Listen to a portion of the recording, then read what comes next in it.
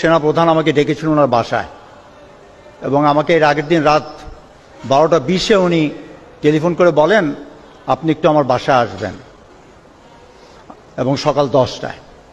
আমি ঠিক সকাল 10টায় ওনার বাসায় যাই এবং বাসায় যাওয়ার পরে উনি কিন্তু ইউনিফর্ম পরে দাঁড়িয়েছিলেন। ওনার বাসায় যারা গিয়েছেন ডান দিকে ওনার একটা অফিস আছে এবং আমাকে বললেন উনি দাঁড়িয়েই যে আমি আপনাকে ডেকেছি, আমি আপনার কাছ থেকে আমার 3টা বক্তব্য রাখতে চাই। নাম্বার 1, আমি আর 1 ফোঁটা রক্ত চাই না আর ঝরুক। দ্বিতীয়, উনি বললেন আমি কোনো ক্ষমতা চাই না। তৃতীয়, আমি এই বর্তমান পরিস্থিতির অবসান চাই এবং আপনার একটা পলিটিক্যাল কানেকশন আছে, পলিটিক্যাল সার্কেলে আপনার যোগাযোগ আছে, আমি আপনাকে দিয়ে এই কাজটা করাতে চাই। আপনি কাইন্ডলি মেজর স্টেক হোল্ডারকে সবাইকে বলেন আমি ওনাদের সাথে দেখা করতে চাই, অতি সত্বর যেখানে ওনারা চান সেখানে আমি যাব এবং এই বর্তমান পরিস্থিতির আমি একটা পলিটিক্যাল সমাধান চাই। তা আমি ওনাকে বললাম আমাকে কেন? বলছে আপনার একটা কানেকশন আছে, আমি এর জন্য বলছি। এই বলার পরে ওনাকে আমাকে একটু কফি দিল, কফি খাচ্ছি। উনি আমাকে বললেন ঠিক 10:30 আমাকে ভারতীয় সেনাপ্রধান টেলিফোন করবেন। তখন বাজে আমার মনে হয় 10টা 25। আমি ঘড়িটা দেখে বললাম তাহলে তো আমার চলে যেতে হয়। উনি বললেন না, আপনি বসেন, আপনি শুনেন। আমি তখন বললাম যে দেখেন আপনি আমার উপর যে এতখানি আস্থা রেখেছেন এটাই আমার জন্য অনেক সম্মানজনক। আমি চাই না আপনাদের কথাপত্তনে এমন কথা হোক যেটা পরে আপনি পছন্দ করবেন না। তা আপনি you talk yourself, let me go. তা আমি ওখান থেকে বের হয়ে স্ট্রেট হয়ে চলে গেলাম। গলফ কোর্সে আমি গাড়ি রেখেছিলাম, তো ওখানে যেয়ে আমি প্রথমে ফখরুল ভাইকে বিএনপি সেক্রেটারিকে টেলিফোন করলাম যে দিস ইজ দি মেসেজ। উনি বললেন ভেরি ওয়েলকাম মেসেজ, আমি একটু আমাদের নেতার সাথে আলাপ করে আপনাকে জানাবো। তখন আমি ওনাকে বললাম যে দেখেন আমার তো সবার টেলিফোন নাম্বার নাই পলিটিক্যাল নেতাদের, আপনি আমাকে নাম্বারগুলো, আপনি এই কাজটা করেন। উনি বললেন যে নো, এটা আপনাকে দায়িত্ব দিয়েছেন, আপনিই করেন। তা আমি বের হই, উনি আমাকে তার নাম্বারগুলো দেন, আমি যোগাযোগ করে যতজনকে পেরেছি খবর দিয়েছি। ওই খবর দিয়েই কিন্তু আমি ঠিক মনে আনুমানিক 11টার দিকে আমি এই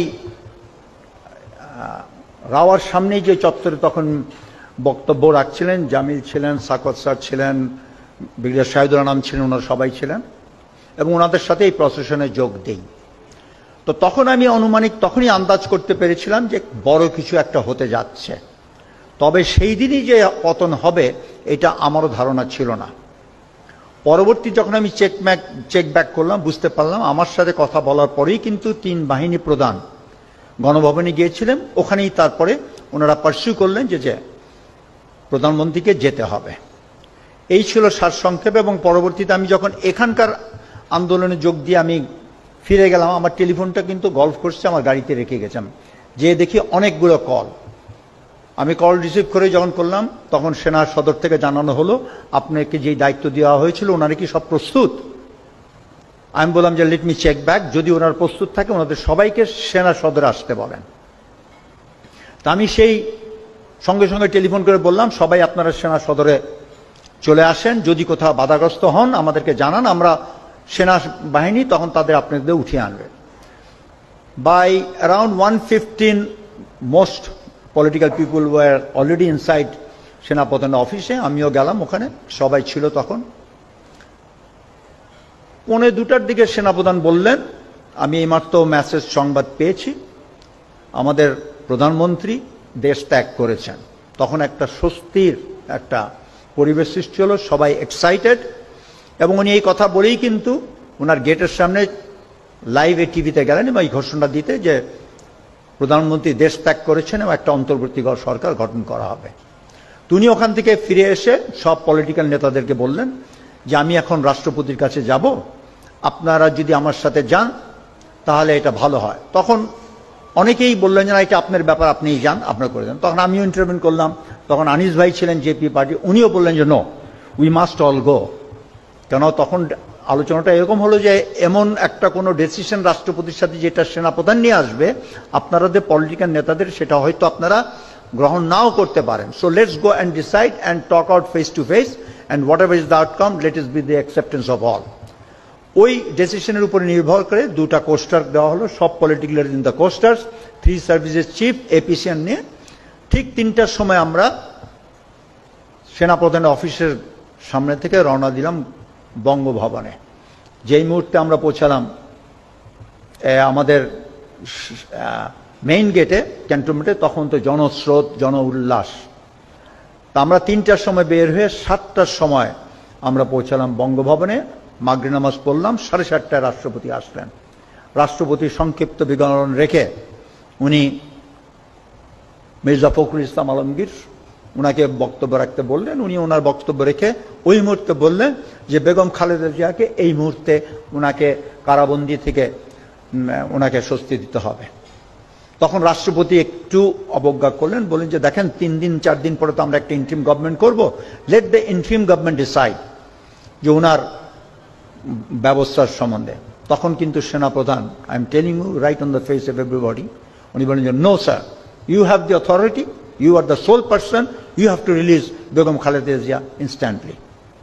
আচ্ছা, এরকমভাবে সবাই বলার পরে আমার পাল্লা যখন এসেছিল আমি কিন্তু 3টা বলেছিলাম। 3টা কথা হচ্ছে, একটা কথা হচ্ছে যে পুলিশকে নিয়ে, কেন ডিজিএফআই চিফ তখন ওই কনফারেন্সে ছিলেন এবং ক্ষণে ক্ষণে উনি he was giving a running commentary as to what is happening in the various police stations in Dhaka.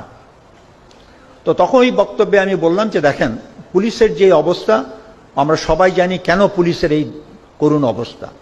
এই মুহূর্তে আমরা পুলিশের যেরকম প্রয়োজন, সেনাবাহিনী কিন্তু ক্ষণেকের জন্য হয়তো আইন শৃঙ্খলা পরিস্থিতি দেখভাল করতে পারে, কিন্তু বাস্তবে কিন্তু সেনাবাহিনী এইটা দিকক্ষণ করতে পারবে না। তাই পুলিশকে আস্থা আনতে হলে পুলিশে যারা বেশি বাড়াবাড়ি করেছে তাদেরকে ধরে অ্যারেস্ট করে তাদেরকে জনসম্মুখে যদি দেখা হয়, আইন তার নির্ধারিত গতিতে তার ব্যবস্থা নিবে, তাহলে হয়তো জনগণের মধ্যে সেই আক্রোশটা কমবে।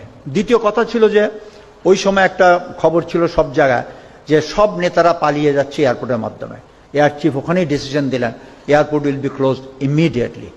দি থার্ড পয়েন্ট, আমাকে হাসান নাসির টেলিফোন করেছিল যখন আমি ওখানে বসেছিলাম রাষ্ট্রপতি ভবনে, যে এখানে আমরা আয়নাঘরের সামনে ডিজিএফ এর সামনে আমরা এবং যারা ক্ষতিগ্রস্ত পরিবার, যাদের পরিবাররা ঘুম খুন হয়েছিল, তারা এখানে দাঁড়িয়ে আছে। আমরা এই আয়নাঘরে যারা আছে তাদেরকে আমরা এখান থেকে বের করে আনতে চাই। আমি এই কথাটা রাষ্ট্রপতির সামনে উঠালাম।